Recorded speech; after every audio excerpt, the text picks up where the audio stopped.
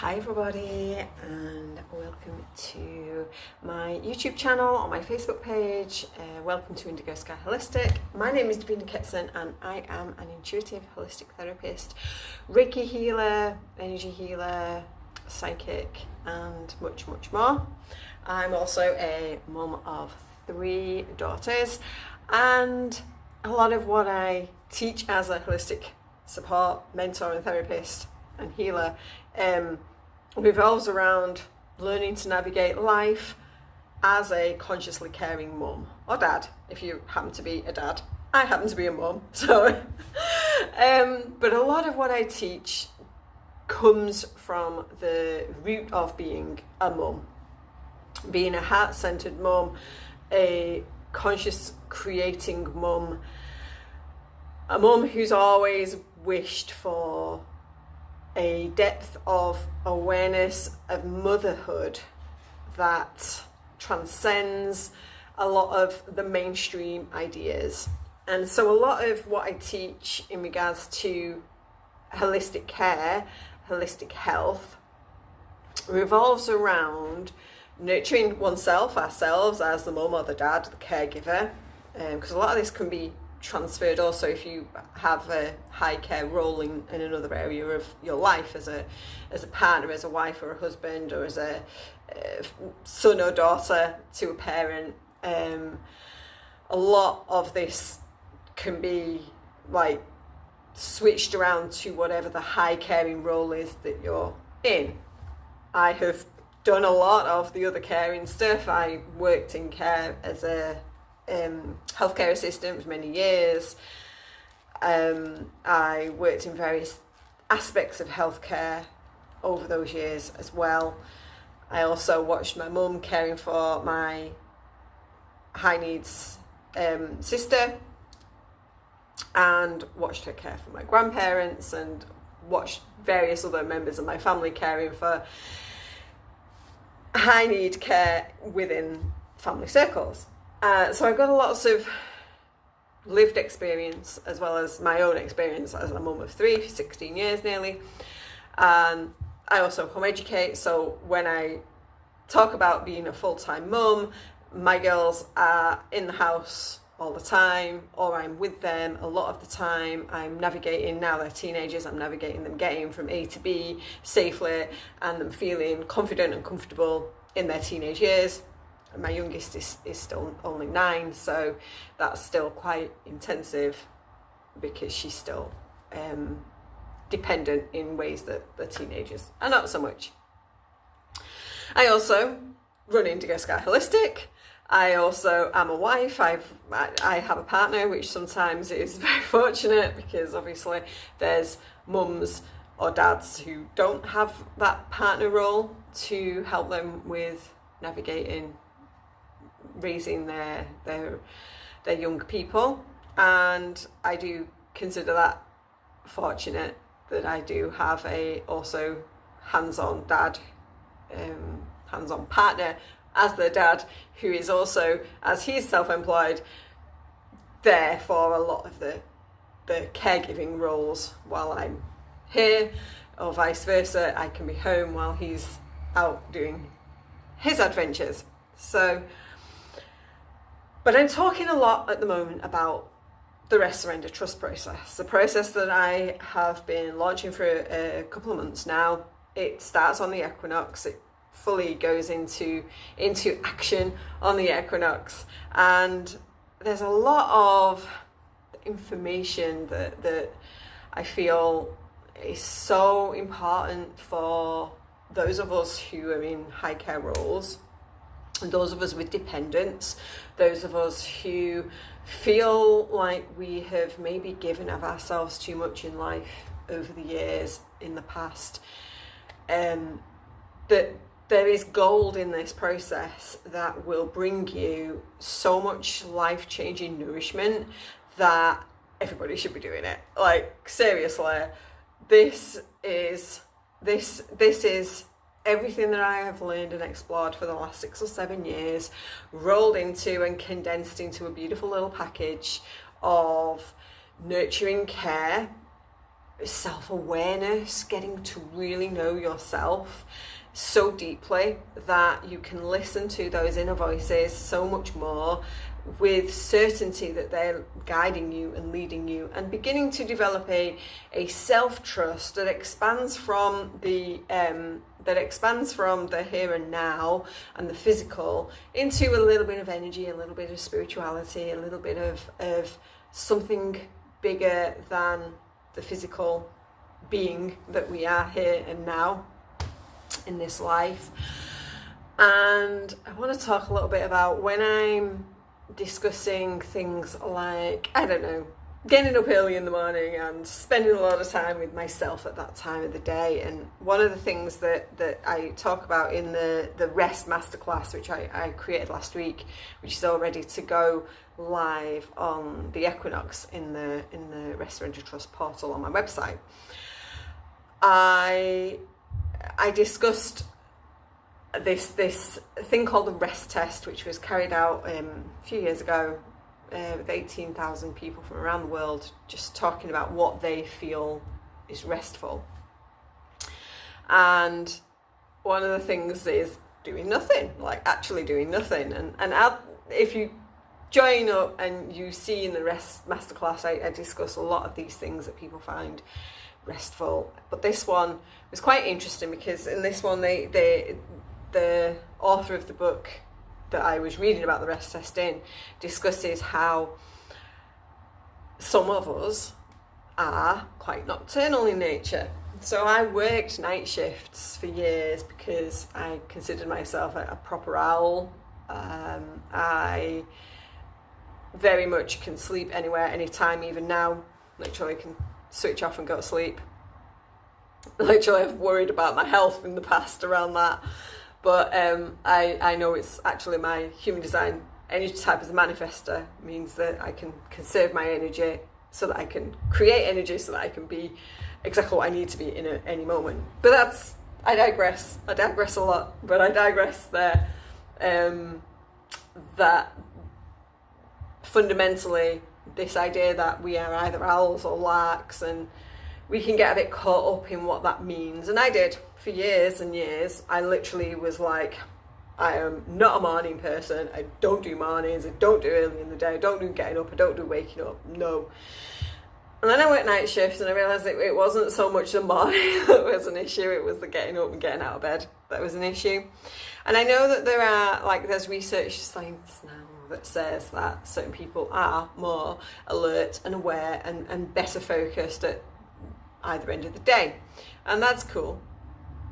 But I think even if that is the case, there is a part of life that has us hate mornings.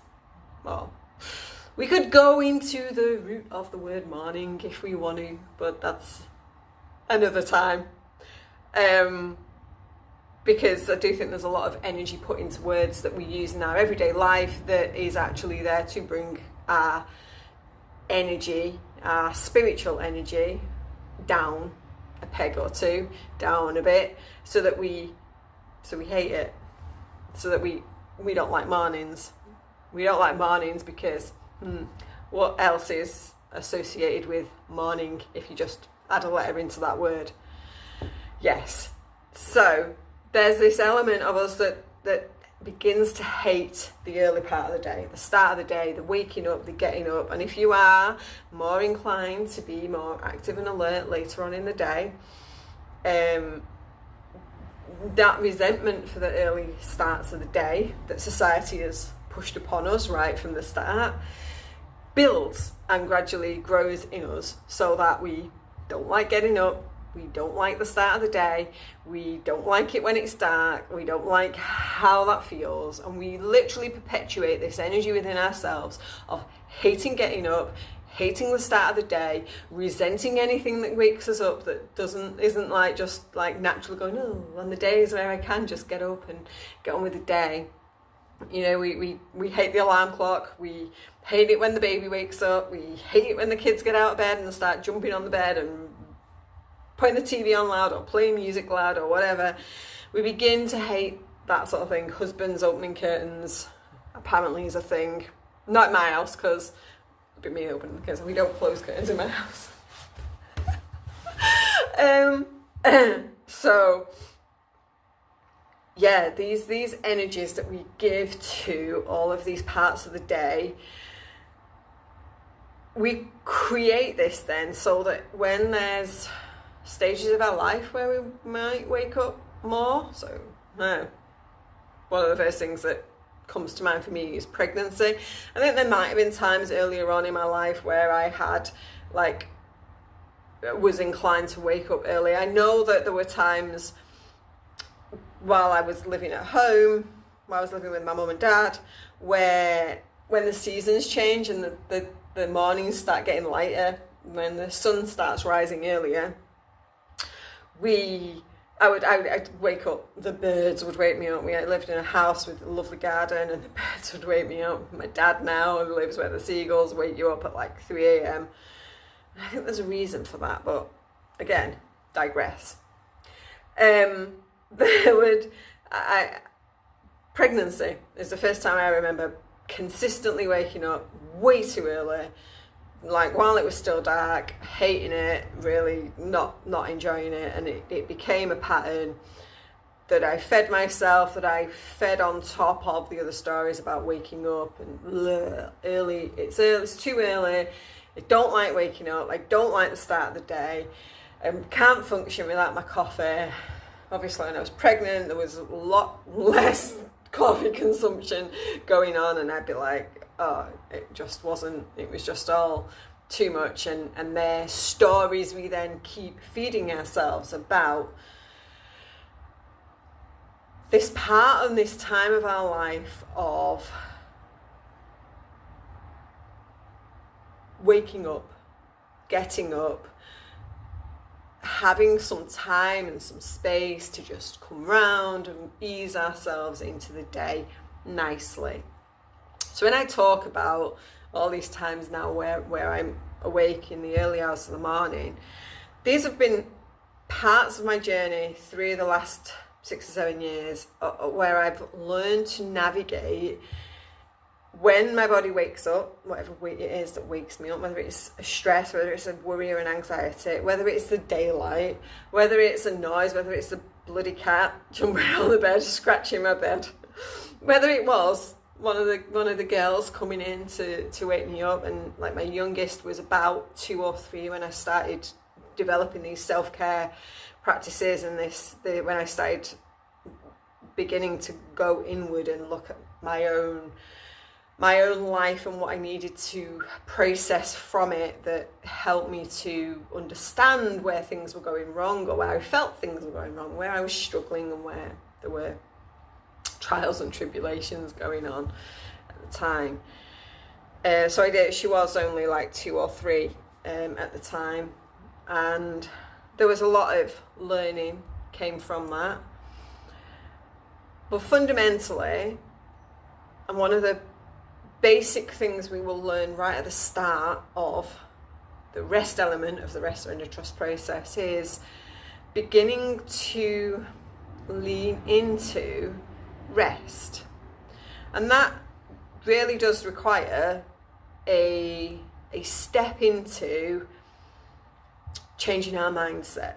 And a lot of life becomes much easier when we begin to switch our thoughts into how is this serving me rather than how is this wrong.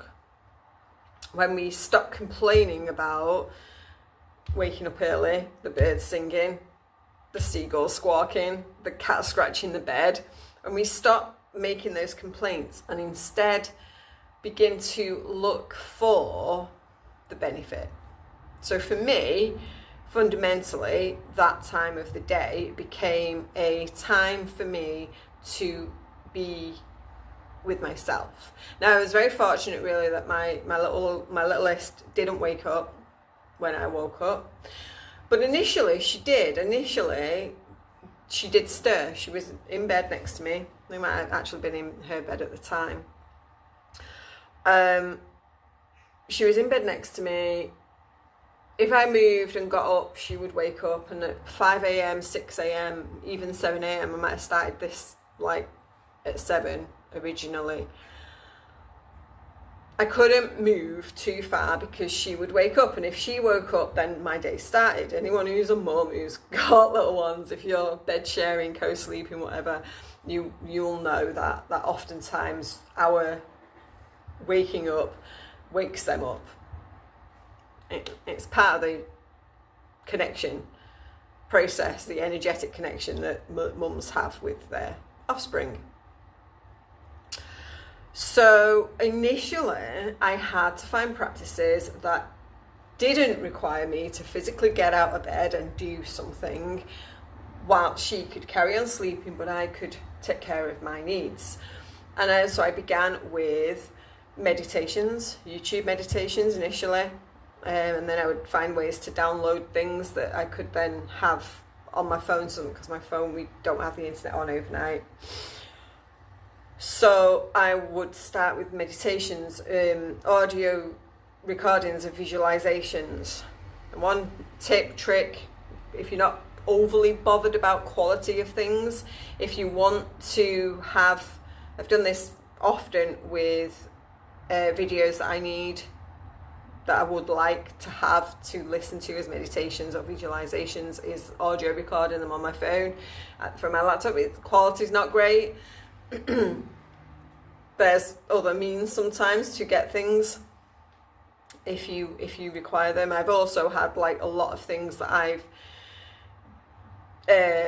groups, memberships, things that I've been part of where I've had access to downloadable meditations and downloadable content, and that's what I try and aim for on my own content, my own platform, my own website, is to have downloadable content so that you can download and have things so that you don't have to go online. Because for me, and I know for a lot of people, the action of having to go online would distract me. You can. I've gone a long way to make sure my phone's on do not disturb, so that when I do go online, I don't get bombarded with messages from people, my emails to check, because any of that can distract you from that calming place of, I want to be with myself in this moment to care for my needs. Priority, caring for my needs, not letting the world get to us the minute we open our eyes. And that's going to be a big part of the rest part of the process, is stepping out of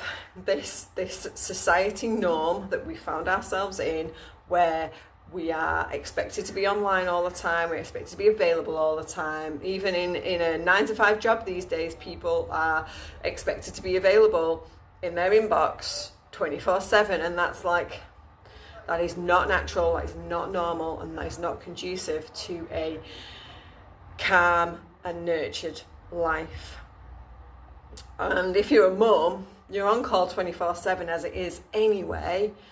Like, even while I'm here now, my girls will often, even when they know, like, look, I have a client between X time and Y time, please don't call me. You can almost guarantee I turn my phone on and there's like 3 messages from somebody going, what are you doing? How are you? Why are you not answering? It was like, did you not get the message where I said I have somebody in at this time?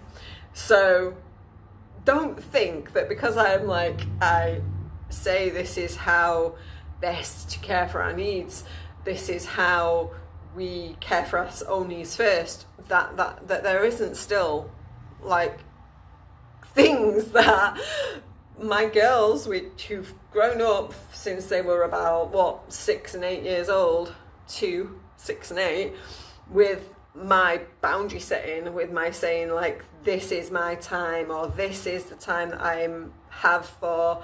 Initially I was working, I had my business, I would have the set times where I'm working here now, even though I was at home. Ask your dad if you need anything, because he's here and this is his time to be the one on duty. And I'm like, and they'd still manage to come and ask for my attention. So a lot of it is about learning that it's okay for you as a mum to say no. It's okay to say no. It's okay, and it teaches them as well to stand in their power, So that for me, one of the greatest things that I watched my mum do was give herself away to all the people who demanded of her time, so that it did impact her physical health as she aged. You could see where she felt like she'd been put on for her whole life by this, that and the other person in her life.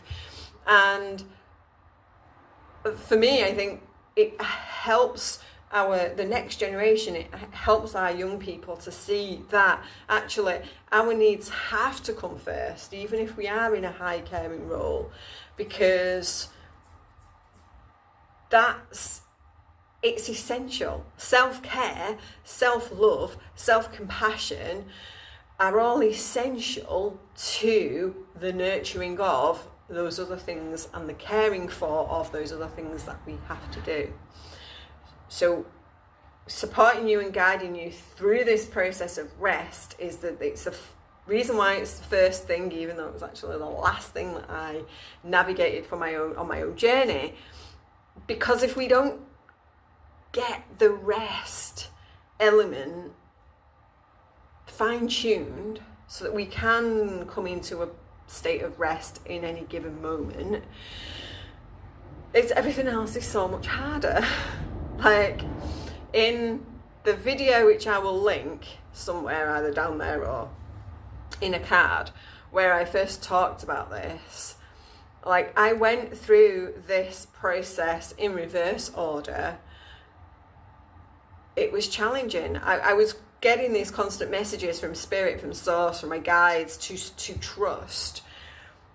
But my body, my nervous system was still so overwhelmed. It was still so upside down and inside out and back to front. I was still so triggered by life constantly throwing stuff at me that I just couldn't navigate, that it made the trust really hard. But that's why I was shown it in reverse order, so that I could then create something that anyone who feels overwhelmed by life can step into the right way round, so that you can learn to rest your nervous system and come into rest so that you can surrender to the guidance of your intuition and your inner wisdom and your inner knowings, and learn to trust those parts of yourself which are always guiding you to the correct answer. And it's a process and it takes time, and I don't want it to take anyone else 6 or 7 years to get there, because believe me that on this side of it, on this side of developing the ability to bring yourself into rest, your nervous system into rest at any moment, even when there is complete chaos going on around you, even when everybody's screaming and shouting and yelling at each other, and you need to know where your center is, that you can bring yourself to that, and to be able to then listen to the wisdom that's right there inside of you whilst you're in that chaos.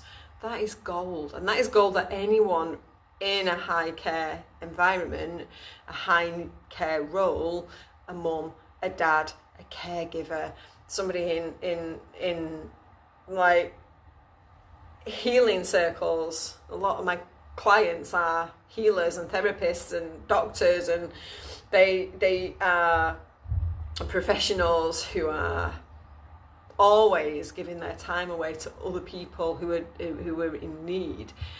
And we need to be able to listen to our inner wisdom and guidance, and then we need to be able to trust the answers, and that takes time, and that can only come when our nervous system has been rested and recalibrated, and we've got the tools to help us to do that. And then we can find ways from there to launch ourselves into a life where we trust the wisdom that we're given intuitively. We trust that the next right thing will come about, and that if some horrible, tragic or challenging event happens in our lives, we've learned to trust that something greater is out there for us. And yeah, there is a spiritual element to this process, because It's about connecting into those non-physical parts of ourselves that are always guiding us, because everything that happens to us, there's an answer for from something greater than this physical reality and this time and space that we're in right now. So come and join me. We start on the equinox. All the Telegram group is open, and the portal, there is some content already on my website. There's a restful meditation there. There are some amazing self-care tips on there. And I think I'll add my other self-care tips to give you lots of options and choice for the coming 6 months, so that there's always an option for you to bring yourself into a mindful, restful state as well. And come and join me. And there is still space for at least one-to-one mentoring position through it. So if you want to come and get 6 months of one-to-one support and mentoring through WhatsApp or Telegram is easier since we're already on Telegram, but I'm happy to do WhatsApp or Telegram. Then you can also jump into the last space of that's available. And in the meantime, just take a moment right now to close your eyes, take a breath, and feel the difference. If you really breathe into your belly, the difference of your whole body when you give yourself even just one moment to rest your nervous system. Feel the difference that brings for your whole body. And if you can do that more and more throughout the day, give yourself one moment of complete body rest, it builds up, it increases, and it's the start of something really incredible for your whole well-being, your whole health, your whole body, mind and soul. So I look forward to seeing you in Rest, Surrender, Trust, and I will be here again with something else very soon. Bye.